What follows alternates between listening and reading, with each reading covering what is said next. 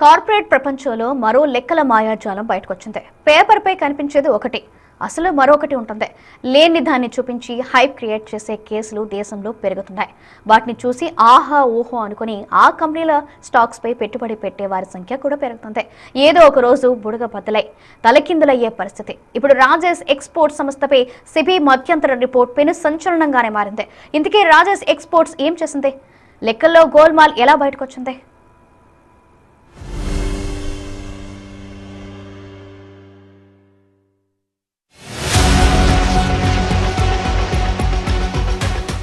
Rajesh exports gold రిఫైనరీలో కీలక company bogus లెక్కలతో ఇప్పుడు బోల్తా కొట్టింది. సెబీ ఫోరెన్సిక్ ఆడిట్ లో కథ మొత్తం బయటకొచ్చింది. 15 లక్షల కోట్ల లాభాలంటూ కంపెనీ చెప్పిందంతా కాకి లెక్కలే అని తేల్చేసింది. అసలు లాభం 3000 కోట్లే అని తేల్చింది. మరి మధ్యలో ఏం జరిగింది? రాజేష్ ఎక్స్పోర్ట్స్ సంస్థపై సెబీ చేసిన సంచలన ఆరోపణలు దేశ కార్పొరేట్ చరిత్రలోని అత్యంత పెద్ద ఆర్థిక అవకతవకల కేసుగా నిలిచాయి. జూన్ 3న సెబీ రిలీజ్ చేసిన 109 పేజీల మధ్యంతర రిపోర్టు ప్రకారం ఈ సంస్థపై తీవ్ర నిఘా ఉంచారు. కంపెనీ చెప్పిన లాభాలన్నీ కాకి లెక్కలే అని తేల్చారు. 2021 నుంచి 2025 మధ్య కాలంలో రాజేష్ ఎక్స్పోర్ట్స్ చూపించిన మొత్తం ఆదాయంలో దాదాపు 97% నుంచి 99% వరకు అంతా డొల్లే అని సెబీ ప్రాథమికంగా గుర్తించింది. 5 ఏళ్లలో దాదాపు 15.15 లక్షల కోట్ల మేర ఆదాయాన్ని పెంచి చూపించారని పాయింట్అవుట్ చేసింది.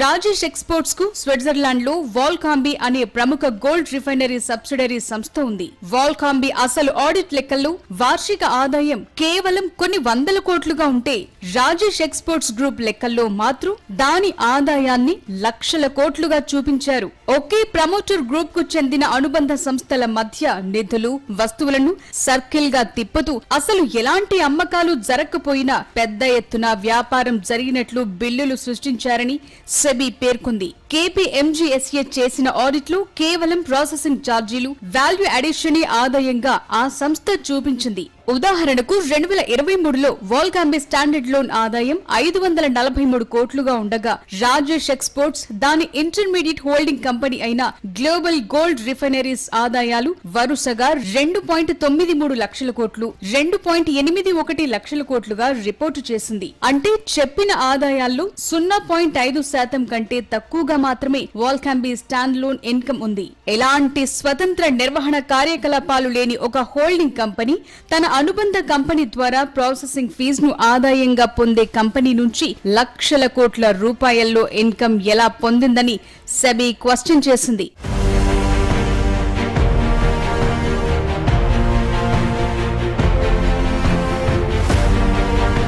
ఈ విషయంలో రాజేష్ ఎక్స్పోర్ట్స్ సరైన డాక్యుమెంటరీ సాక్ష్యాలు, అకౌంటింగ్ ఒపీనియన్లు, బులియన్ మేనేజ్మెంట్ రికార్డులు, కంపెనీ అంతర్గత ఒప్పందాలను సమర్పించడంలో విఫలమైందని సెబీ తెలిపింది. ఈ నేపథ్యంలోనే కంపెనీ సెక్యూరిటీస్ల నిర్వహణ చేయకుండా company promoter, chairman, CEO Rajesh మెహతాపై బ్యాన్ విధించింది. ప్రభుత్వ రంగ జీవిత బీమా సంస్థ ఎల్ఐసికి ఈ కంపెనీలో 10.8% వాటా ఉంది. అలాగే 1,94,110 మంది రీటైల్ ఇన్వెస్టర్లకు 14.13% వాటాలున్నాయి. ఇప్పుడు వీరి వాటా విలువ ఏ స్థాయికి వెళుతుందన్నది ఆందోళనకరంగా మారింది. వరుసగా రెండో రోజు Rajesh exports company stocks lower circuit ను తాకాయి. అకౌంట్ బుక్స్ లో ఆర్థిక అవకతవకలు జరుగుతున్నాయంటూ 2024 మార్చిలో కంపెనీ వాటాదారు నుంచి సెబీకి ఒక ఫిర్యాదు అందింది. ఈ నేపథ్యంలోనే సెబీ దర్యాప్తు జరిపి 109 పేజీల తాజా మధ్యంతర ఉత్తర్వులు వెలువరించింది. ఈ మోసం బయటపడటంతో Rajesh exports promoter chairman Rajesh మెహతాను స్టాక్ మార్కెట్ లో ట్రేడింగ్ చేయకుండా సెబీ నిషేధించింది. అయితే కంపెనీ యాజమాన్యం ఈ ఆరోపణలను తోసిపుచ్చింది. తమ అకౌంట్స్ అన్ని కరెక్ట్ గానే ఉన్నాయని, కమ్యూనికేషన్ గ్యాప్ వల్ల ఇలా జరిగిందని వివరణ ఇచ్చింది. అయితే ఈ సమాధానం అంత సమర్థనీయంగా లేదని సెబీ వర్గాలంటున్నాయి. రాజేష్ ఎక్స్పోర్ట్స్ ప్రముఖ బంగారు ఆభరణాల తయారీ ఎగుమతి సంస్థ.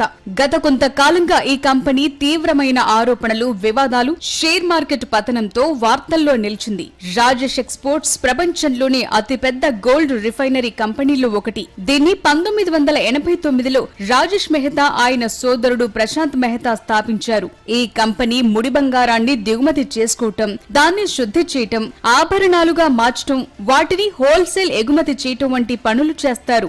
మొదట్లో ఈ కంపెనీ సాదాసీదాగానే ఉండేది. కానీ 2015లో స్విట్జర్లాండ్ కు చెందిన ప్రపంచంలోనే అతిపెద్ద గోల్డ్ రిఫైనరీ అయిన వాల్కాంబీని వీరు కొన్నారు. అప్పటి నుంచి ఈ కంపెనీ పేరు మారుమోగిపోయింది, వరల్డ్ లెవెల్ కు ఎదిగింది.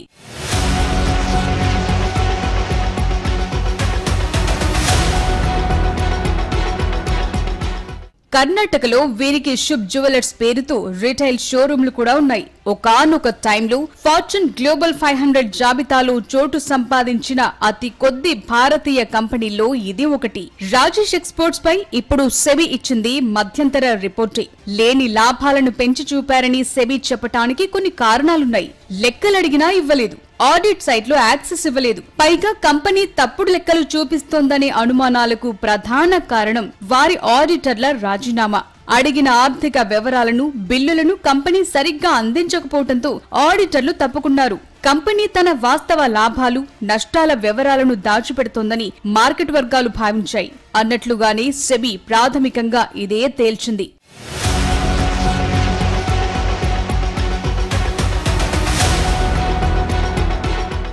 రాజేష్ ఎక్స్పోర్ట్స్ పై వచ్చిన అతిపెద్ద ఆరోపణల్లో రౌండ్ ట్రిప్పింగ్ ఒకటి. అంటే కంపెనీ తన సొంత అనుబంధ సంస్థలకు బంగారం ఎగుమతి చేసినట్లు చూపించింది. ఆ సంస్థలు మళ్లీ దాన్ని ఇంకో పేరుతో భారత్ కే పంపించడం. ఇలా చేయటం వల్ల కంపెనీకి ఎలాంటి నిజమైన అమ్మకాలు జరగవు. కానీ పేపర్ మీద మాత్రం వేల కోట్ల వ్యాపారం జరిగినట్లు, టర్నోవర్ భారీగా ఉన్నట్లు బయట నుంచి చూసేవాళ్లకు కనిపిస్తుంది. షేర్ ధరలను పెంచడానికి ఇలా చేశారనే ఆరోపణలున్నాయి. కంపెనీ బ్యాలెన్స్ షీట్ లో వేల కోట్ల రూపాయల నగదు నిల్వలున్నట్లు చూపించారు. కానీ అంత డబ్బు బ్యాంకు ఖాతాల్లో ఎక్కడుందో, ఏ బ్యాంకుల్లో ఉందో స్పష్టమైన వివరాలు ఆడిటర్లకు, ఇన్వెస్టర్లకు చూపించడంలో కంపెనీ విఫలమైంది. దాదాపు 45,000 కోట్ల రూపాయల నగదుకు సంబంధించిన లెక్కలు మిస్సింగ్ గా ఉన్నాయనే ప్రచారం కూడా జరుగుతోంది. ఇది ఎంతవరకు నిజమో కంపెనీ తేల్చాలి. ఓవరాల్ గా చూస్తే ఈ వివాదాలు, నెగటివ్ వార్తలతో షేర్ మార్కెట్ లో రాజేష్ ఎక్స్పోర్ట్ స్టాక్ ఘోరంగా పడిపోయింది. ఇన్వెస్టర్ల నమ్మకం కోల్పోవటంతో చాలా దిగువకు పడిపోయింది. ఫలితంగా సాధారణ పెట్టుబడిదారులు భారీగా నష్టపోయారు. సరిగ్గా అకౌంటింగ్ వివరాలు ఇవ్వకపోవటం, పారదర్శకత లోపించటం వల్లే ఈ సంస్థ ఇంతటి వివాదంలో చిక్కుకుంది.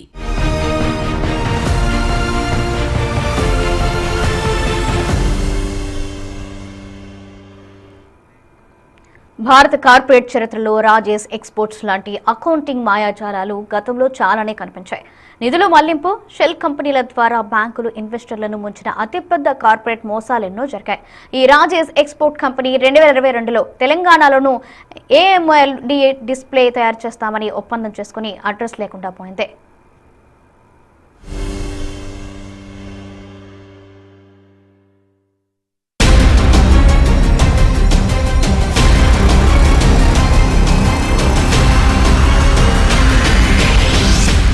రాజేష్ ఎక్స్పోర్ట్స్ సంస్థపై సెబీ 15.15 లక్షల కోట్ల ఆర్థిక అవకతవకల ఆరోపణలు చేసిన నేపథ్యంలో ఈ సంస్థకు సంబంధించి తెలంగాణ లింక్లపై కూడా రాజకీయ వర్గాల్లో పెద్ద ఎత్తున చర్చకు దారితీసింది. కేటీఆర్ తెలంగాణ ఐటీ పరిశ్రమల శాఖ మంత్రిగా ఉన్న టైంలో 2022 జూన్ 12న రాజేష్ ఎక్స్పోర్ట్స్ అనుబంధ సంస్థ అయిన ఎలెస్ట్ తెలంగాణ ప్రభుత్వంతో ఒక MOU కుదుర్చుకుంది. అదేంటంటే ఇండియాలోనే తొలి జనరేషన్ 6 AMOLD డిస్ప్లే ఫ్యాబ్ తయారీ యూనిట్ ను ఏర్పాటు చేస్తామని ఆ సంస్థ ప్రకటించింది. స్మార్ట్ ఫోన్లు, టాబ్లెట్లు, టీవీలకు వాడే డిస్ప్లే స్క్రీన్లను ఇక్కడ తయారు చేస్తామని, ఇందుకోసం 24,000 కోట్ల పెట్టుబడి పెడతామని కంపెనీ హామీ ఇచ్చింది. ఈ ఒప్పందం భారత్ ను గ్లోబల్ మ్యాప్ లో నిలబెడుతుందని నాడు కేటీఆర్ ట్వీట్ చేశారు. అయితే ఈ ఒప్పందం జరిగినప్పటికీ ఆ తరువాత రాజేష్ ఎక్స్పోర్ట్స్ సంస్థ ఈ ప్రాజెక్టును క్షేత్ర స్థాయిలో ప్రారంభించడంలో పూర్తిగా విఫలమైంది. రాజేష్ ఎక్స్పోర్ట్స్ 2 సంవత్సరాల గడువు దాటినా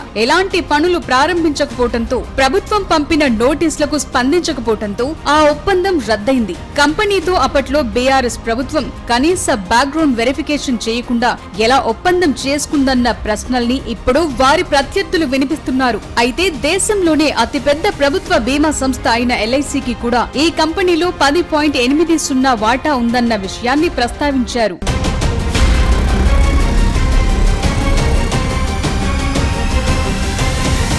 అనుబంధ కంపెనీలు సృష్టించటం, లేనిది జరిగినట్లు చూపించటం, అకౌంటింగ్ మాయాజాలాలు దేశంలో ఇదివరకు చాలానే జరిగాయి. ఈ తరహా మోసాల్లో మొదట అందరికి గుర్తొచ్చేది సత్యం కంప్యూటర్స్ స్కామే. రాజేష్ ఎక్స్పోర్ట్స్ లాగే సత్యం కంపెనీ కూడా లేని వ్యాపారాన్ని ఉన్నట్లు చూపిస్తూ ఇన్వెస్టర్లను, ఆడిటర్లను ఏళ్ల తరబడి మోసం చేసిందన్న ఆరోపణలతో మొత్తం వ్యవస్థే కుప్పకూలిపోయింది. అటు 2018లో ఇదే తరహాలో IL&FS సంస్థ కూలిపోయింది. దేశవ్యాప్తంగా వందలాది రోడ్లు, మౌలిక సదుపాయాల ప్రాజెక్టులను చేపట్టిన ఈ కంపెనీ దాదాపు 347 అనుబంధ కంపెనీలను సృష్టించింది. ఒక ప్రాజెక్టు నష్టాల్లో ఉంటే ఆ నష్టాన్ని దాచటానికి మరో కొత్త సబ్సిడరీని తెరచి బ్యాంకుల నుండి అదనపు రుణాలు తీసుకునేది. ఇలా నిధులను ఒక ఖాతా నుండి మరో ఖాతాలోకి తిప్పుతూ అంతా బాగుందని నమ్మించింది. 2018లో అకస్మాత్తుగా 91,000 కోట్ల భారీ అప్పులతో ఈ సంస్థ చేతులెత్తేసింది. 2019లో DHFL వ్యవహారం కూడా ఒక ఊపు ఊపేసింది. 2018లోని Punjab national bank Nirav Modi scam కూడా పెను ప్రకంపనలే సృష్టించింది. సో ఇవన్నీ చెప్తున్నదేంటంటే రాజేష్ ఎక్స్పోర్ట్స్ మాదిరిగానే అకౌంటింగ్ మాయాజాలంతో నకిలీ బిల్లులు, ఆదాయాలు సృష్టించడం వంటి పద్ధతులతో పెద్ద కంపెనీలు కూడా కుప్పకూలిపోయాయి.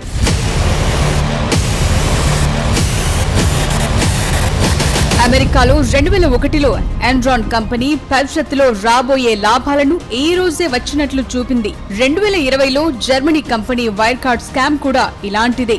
ఆసియా బ్యాంకుల్లో దాదాపు $2 బిలియన్ నగదు ఉందని చూపించింది. తీరా ఆడిటర్లు తనిఖీ చేస్తే ఆ బ్యాంకుల్లో అసలు వైర్ కార్డ్ కు అకౌంట్లే లేవని తేలింది. కార్పొరేట్ ప్రపంచంలో ఆదాయాన్ని లేదా లాభాలను వాస్తవానికంటే చాలా ఎక్కువగా చూపించడాన్ని విండో డ్రెస్సింగ్ అంటారు. ఇలా చేయటం వల్ల మార్కెట్లో సంస్థ షేర్ల ధరలు, మొత్తం విలువ హై పిచ్ కు తాగుతాయి. దీంతో సంస్థ ఓనర్ల సొంత సంపద విపరీతంగా పెరుగుతుంది. పెద్ద మొత్తంలో వ్యాపార సామ్రాజ్యం నడుస్తోందని నమ్మించి ఆర్థిక సంస్థల నుంచి భారీగా లోన్లు తీసుకోవచ్చు.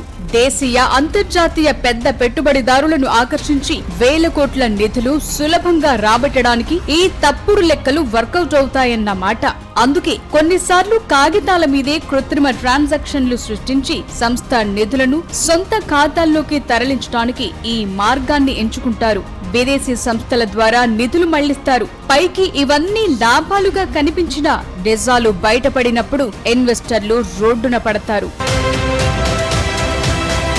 ఇండియాలో జరిగిన దాదాపు అన్ని కార్పొరేట్ మోసాలను గమనిస్తే అందులో 3 ప్రధాన పద్ధతులు కనిపిస్తున్నాయి. కంపెనీల లెక్కలను తనిఖీ చేయాల్సిన పెద్ద ఆడిటింగ్ సంస్థలు యాజమాన్యంతో చేతులు కలిపి తప్పుడు లెక్కలపై సంతకాలు చేయటం ఒకటైతే, పెద్ద మొత్తంలో లోన్లిచ్చేటప్పుడు బ్యాంకులు కనీస తనిఖీలు చేయకపోవటం, ఒకవేళ కంపెనీ డిఫాల్ట్ అయినా దాన్ని రీస్ట్రక్చర్ చేస్తూ కాలం వెళ్లదీయటం, అలాగే భారత్ నుంచి నిధులను హవాలా లేదా షెల్ కంపెనీల ద్వారా మారిషస్, కేమాన్ ఐలాండ్స్ లేదా స్విట్జర్లాండ్ వంటి టాక్స్ హెవెన్ దేశాలకు పంపి అక్కడి నుండి మళ్లీ విదేశీ పెట్టుబడుల రూపంలో సొంత కంపెనీ షేర్లలోకి మళ్లించటం, ఇవే రిపీట్ అవుతున్నాయి. భారత కార్పొరేట్ రంగంలో సత్యం కంప్యూటర్స్ వంటి భారీ అకౌంటింగ్ మోసాలు రిపీట్ కాకుండా ఉండేందుకు ఆడిటింగ్ వ్యవస్థను, స్టాక్ మార్కెట్ పెట్టుబడులను పర్యవేక్షించడానికి భారత ప్రభుత్వం నేషనల్ ఫైనాన్షియల్ రిపోర్టింగ్ అథారిటీ అలాగే సెబీ నిబంధనలను మరింత బలోపేతం చేసింది. కంపెనీల ఆర్థిక లెక్కలను సరిచూడాల్సిన ఆడిటర్లు యాజమాన్యంతో చేతులు కలపకుండా నిరోధించడానికి కంపెనీల చట్టం 2013 పరిధిలో ప్రభుత్వం NFRAను ఏర్పాటు చేసింది. ఇది ఆడిటర్లపై నిఘా నిఘా పెట్టే ఒక స్వతంత్ర సుప్రీంకోర్టు లాంటిది. గతంలో ఆడిటర్లపై చర్యలు తీసుకునే అధికారం కేవలం ఐసీఏఐకి మాత్రమే ఉండేది. కానీ అందులో ఆడిటర్లే సభ్యులుగా ఉండటం వల్ల చర్యలు సరిగ్గా ఉండేవి కావు. ఎన్ఎఫ్ఆర్ఏ పూర్తిగా ప్రభుత్వ ఆధీనంలో పనిచేస్తూ ఆడిటింగ్ క్వాలిటీని చెక్ చేస్తుంది. పెద్ద పెద్ద పబ్లిక్ లిస్టెడ్ కంపెనీల ఆడిట్ రిపోర్టులను ఎన్ఎఫ్ఆర్ఏ అకస్మాత్తుగా స్కాన్ చేస్తుంది. ఆడిటర్లు కంపెనీ ఇచ్చిన తప్పుడు బిల్లులను ఎలా ఆమోదించారో లోతుగా ఎంక్వైరీ చేస్తుంది. ఏదైనా ఆడిటింగ్ సంస్థ మోసానికి సహకరించినట్లు తేలితే సదరు ఆడిటర్లపై లేదా ఆడిటింగ్ కంపెనీలపై కోట్లాది రూపాయల ఫైన్ విధించడమే కాకుండా వారు జీవితంలో ఎక్కడ ఆడిటింగ్ చేయకుండా నిషేధించే సివిల్ కోర్టు అధికారాలు ఎన్ఎఫ్ఆర్ఏకున్నాయి. ఇక సెబీ సంగతి చూద్దాం. స్టాక్ మార్కెట్ లో లిస్ట్ అయిన కంపెనీలు ఇన్వెస్టర్లను షేర్ హోల్డర్లను మోసం చేయకుండా చూసేందుకు సెబీ తన పర్యవేక్షణను రెగ్యులర్ గా అప్డేట్ చేసుకుంటోంది. కంపెనీలు తమ సొంత అనుబంధ సంస్థలకు లేదా ప్రమోటర్ల సొంత కంపెనీలకు దొడ్డిదారిన నిధులు మళ్లించకుండా సెబీ కఠిన రూల్స్ తెచ్చింది. ప్రతి పెద్ద లావాదేవీకి కంపెనీలోని మైనారిటీ షేర్ హోల్డర్ల ముందస్తు అనుమతి తప్పనిసరి చేసింది. అంతేకాదు ఒక కంపెనీ అకౌంట్ లో తేడాలు ఉన్నట్లు చిన్న అనుమానం వచ్చినా లేదా ఎవరైనా ఫిర్యాదు చేసినా సెబీ వెంటనే థర్డ్ పార్టీ నిపుణులతో ఫోరెన్సిక్ ఆడిట్ చేయిస్తుంది. ఇది సాధారణ ఆడిట్ లాగా కాకుండా ప్రతి బ్యాంక్ ట్రాన్సాక్షన్ మూలాలను వెతికి పట్టుకుంటుంది. రాజేష్ ఎక్స్పోర్ట్స్ విషయంలో సెబీ ఈ వ్యూహాన్ని వాడింది. సక్సెస్ అయ్యింది. లేని ఆదాయం ఉన్నట్లు చూపించారని లెక్కలు వాళ్ల ముందుంచింది. కంపెనీ లోపల జరిగే మోసాలను అక్కడి ఉద్యోగులు లేదా ఆడిటర్లు అజ్ఞాతంగా సెబీకి ఫిర్యాదు చేసేందుకు బలమైన వ్యవస్థను ఏర్పాటు చేశారు. నిజమైన సమాచారం ఇచ్చిన వారికి సెబీ భారీ బహుమతులు కూడా ఇస్తుంది. అటు స్టాక్ మార్కెట్ లో ఏదైనా ఒక కంపెనీ షేర్ ధర సడన్ గా పెరిగినా లేదా పడిపోయినా SEBI latest algorithms tools alert అవుతాయి. ప్రమోటర్లు ఇన్సైడర్ ట్రేడింగ్ లేదంటే మార్కెట్ మ్యానిపులేషన్ చేస్తున్నారా అన్నది దీని ద్వారా పట్టుకుంటారు. సో ఎంత చేసినా ఏదో రకంగా మాయాజాలాలు తెరపైకొస్తూనే ఉన్నాయి.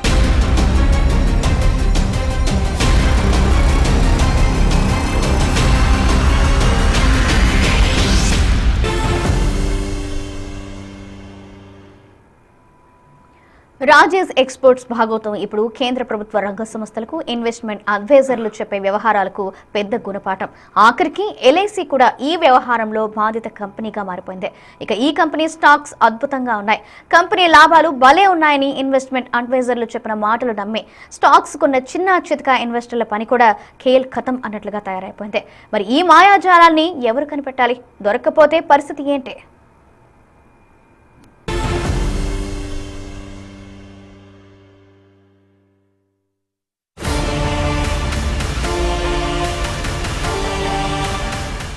స్టాక్ మార్కెట్ లో ఒక కంపెనీ టర్నోవర్ భారీగా ఉందని తెలిస్తే ఇన్వెస్టర్లు ఆ షేర్లను భారీగా కొంటారు. దీనివల్ల షేర్ ధర విపరీతంగా పెరుగుతుంది. ప్రమోటర్లు తమ వద్ద ఉన్న షేర్ల విలువను పెంచుకోవటానికి ఈ ట్రిక్ వాడతారు. కంపెనీకి పెద్ద ఎత్తున ఆదాయం వస్తుందని నమ్మిస్తే బ్యాంకులు వేల కోట్ల రూపాయల వర్కింగ్ క్యాపిటల్ లోన్లు ఈజీగా ఇచ్చేస్తాయి. అంతర్జాతీయ వెంచర్ క్యాపిటలిస్టులు లేదా పెద్ద ఇన్వెస్టర్ల నుంచి ఫండ్స్ సేకరించడానికి కంపెనీ స్కేల్ ను రాంగ్ నంబర్లతో తప్పుగా చూపిస్తారు. కంపెనీ పెద్దదిగా కనిపిస్తే ప్రమోటర్లు తమ పర్సనల్ గ్యారంటీలతో ఇతర వ్యాపారాలకు నిధులు మళ్లించుకోవచ్చు. అందుకే ఇలాంటి కథలు కార్పొరేట్ రంగంలో నడుస్తుంటాయి. బ్యాంకులు, ఆడిటింగ్ సంస్థలు ఇలా అన్నిటినీ మేనేజ్ చేయడంతోనే ఇలాంటి ఫేక్ ట్రాన్సాక్షన్లు, భారీగా లోన్లు తీసుకోవటం వంటివి జరుగుతున్నాయి.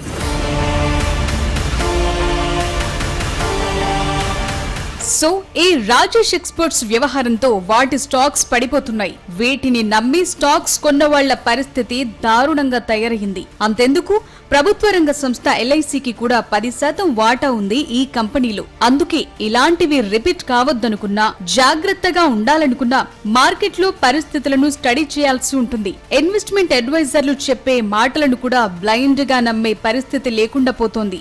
ఒక కంపెనీ కేవలం కాగితాలపై ఆదాయం ఎక్కువగా చూపిస్తూ చేతికొచ్చే నిజమైన నగదు మాత్రం రాకుండా ఏళ్ల తరబడి పెండింగ్ లో పెడుతుంటే అక్కడ ఏదో అకౌంటింగ్ మాయాజాలం జరుగుతోందని ఇన్వెస్టర్లు ముందే గమనించాలి. రాజేష్ ఎక్స్పోర్ట్స్ కేసు కూడా ఒక షేర్ హోల్డర్ ఇచ్చిన ఫిర్యాదు వల్లే బయటపడింది.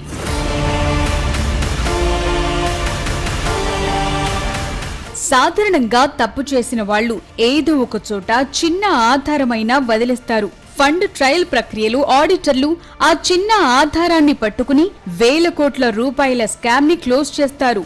సో స్టాక్ మార్కెట్లో ఇన్వెస్టర్లు తమ కష్టార్జితాన్ని నష్టపోకుండా ఉండటానికి కంపెనీల ఆర్థిక నివేదికలు, యాన్యువల్ రిపోర్ట్స్ పరిశీలించేటప్పుడు రెడ్ ఫ్లాగ్స్ ను ముందే గుర్తించడం చాలా ముఖ్యం. కంపెనీ తన P&L స్టేట్మెంట్లు ప్రతి త్రైమాసికంలో వందల కోట్ల నికర లాభం చూపిస్తుంది. కానీ దాని క్యాష్ ఫ్లో స్టేట్మెంట్ చూస్తే అక్కడ డబ్బు సున్నా లేదా మైనస్ లో ఉంటుంది.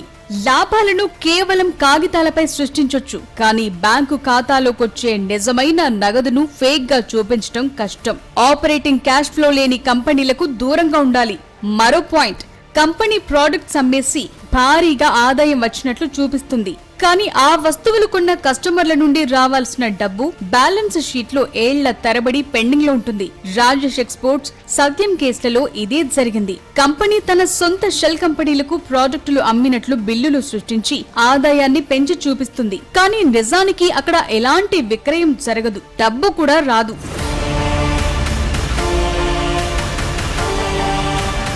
మరో కీలకమైన విషయం, కంపెనీ వ్యవస్థాపకులు తమ వద్ద ఉన్న షేర్లను బ్యాంకుల్లో లేదా ఆర్థిక సంస్థల్లో తాకట్టు పెట్టి వ్యక్తిగత అప్పులు తీసుకోవటం. తాకట్టు పెట్టిన షేర్ల శాతం 25% కంటే ఎక్కువ ఉంటే అది ప్రమాదకరమని ఇన్వెస్టర్లు గుర్తించాలి. స్టాక్ మార్కెట్ లో షేర్ ధర స్వల్పంగా పడిపోయినా బ్యాంకులు ఆ తాకట్టు షేర్లను మార్కెట్లో అమ్ముకుని తమ అప్పు రికవరీ చేసుకుంటాయి. దీనివల్ల సాధారణ ఇన్వెస్టర్ల షేర్ల విలువ రాత్రికి రాత్రే కుప్పకూలిపోతుంది. ఆర్థిక సంవత్సరం పూర్తి కాకముందే లేదా ఫలితాల విడుదలకు కొద్ది రోజుల ముందు కంపెనీ ఆడిటర్ అకస్మాత్తుగా రాజీనామా చేయటం ప్రమాదానికి సంకేతంగా గుర్తించాలి. కంపెనీ తన ప్రధాన వ్యాపారం పక్కన పెట్టి ప్రమోటర్ల భార్య పిల్లల పేరిటో లేదా వారి సొంత సబ్సిడరీ కంపెనీలతో భారీగా కొనుగోళ్లు, అమ్మకాలు, వడ్డీ లేని రుణాలు ఇవ్వటం వంటివి చేస్తే అనుమానించాల్సిందే. బ్యాలెన్స్ షీట్ లో క్యాపిటల్ వర్క్ ఇన్ ప్రోగ్రెస్ అంటే కొత్త ఫ్యాక్టరీ లేదా ల్యాండ్ కొంటున్నట్లు చూపిస్తూ ఏళ్ల తరబడి పనులు పూర్తి కాకుండా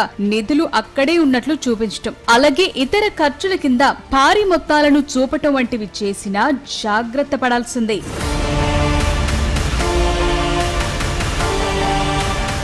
సో ఇలాంటి డౌట్లు పెరిగితే, బ్యాంక్ లోన్ డిఫాల్ట్ అయితే, షేర్ ధరలో అసాధారణ మార్పులు కనిపిస్తే ఫిర్యాదుల ఆధారంగా సెబీ రంగంలోకి దిగుతుంటుంది.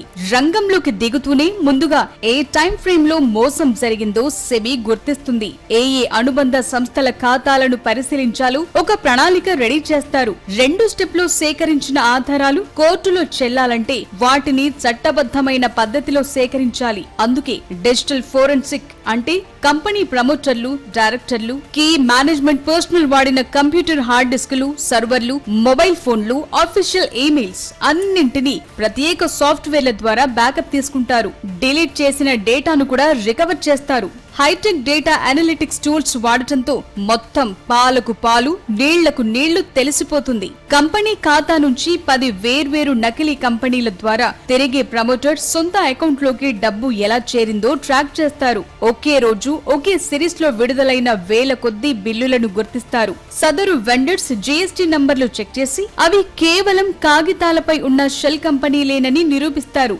లభించిన డిజిటల్ అకౌంటింగ్ ఆధారాలను ముందు పెట్టుకుని కంపెనీ CEO, CFO, అకౌంటెంట్లను విడివిడిగా విచారించి వారి సమాధానాల్లో ఖచ్చితంగా తప్పుల్ని గుర్తించి రికార్డ్ చేస్తారు.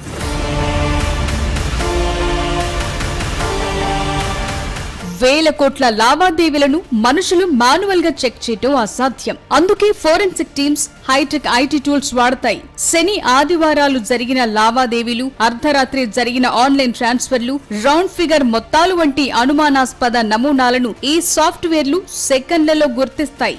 లింక్ ఎనాలిసిస్ టూల్స్ ద్వారా ఏ అకౌంట్ నుండి ఏ అకౌంట్ కు లింక్ ఉందో స్పష్టంగా కనిపిస్తుంది. సో మేం దొరకం, తప్పించుకుంటాం, ఇలాగే మాయాజాలాలు చేస్తాం అనుకునే వారికి చెక్ పెట్టడం ఈ రోజుల్లో కష్టమైన పని కాదు. కానీ మోసాన్ని మొదటగా గుర్తించటమే అసలైన పాయింట్. గతంలో కంపెనీలపై ఫోరెన్సిక్ ఆడిట్ జరుగుతున్న విషయాలు ఇన్వెస్టర్లకు తెలిసేవి కావు. కానీ సెబీ తెచ్చిన ఎల్ఓడిఆర్ సవరణల ప్రకారం ఒక కంపెనీపై ఫోరెన్సిక్ ఆడిట్ ప్రారంభం కాగానే ఆ విషయాన్ని, అందుకు కారణాలను కంపెనీ యాజమాన్యం తప్పనిసరిగా స్టాక్ ఎక్స్చేంజ్లలో ప్రకటించాలి. ఆడిట్ పూర్తయిన తరువాత వచ్చిన ఫైనల్ రిపోర్టును కూడా మేనేజ్మెంట్ వివరణతో సహా పబ్లిక్ గా స్టాక్ ఎక్స్చేంజ్ లో అప్లోడ్ చేయాలి. దీనివల్ల రిటైల్ ఇన్వెస్టర్లు అలర్ట్ అయి నష్టపోకుండా ముందే తమ షేర్లను అమ్ముకునే అవకాశం ఉంటుంది.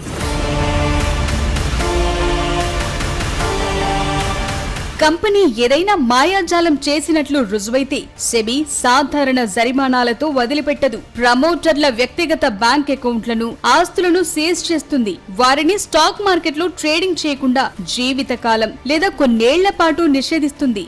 ఇప్పుడు Rajesh exports promoter chairman Rajesh మెహతాను స్టాక్ మార్కెట్ లో ట్రేడింగ్ చేయకుండా సెబీ తాత్కాలికంగా నిషేధించింది. సమస్య తీవ్రంగా ఉండే ఇతర కేసులు, క్రిమినల్ దర్యాప్తు కోసం ఈ కేసును సీరియస్ గా fraud investigation office, enforcement directorate లేదా సిబిఐకి అప్పగిస్తుంది సెబీ. సో జాగో ఇన్వెస్టర్, బీ కేర్ఫుల్. ఏ కంపెనీ వెనుక ఏ మాయాజాలముందో బయటకు కనిపించదు. ఏది డొల్లో, ఏది ఫుల్లో తెలియదు. అందుకే బీ అలర్ట్.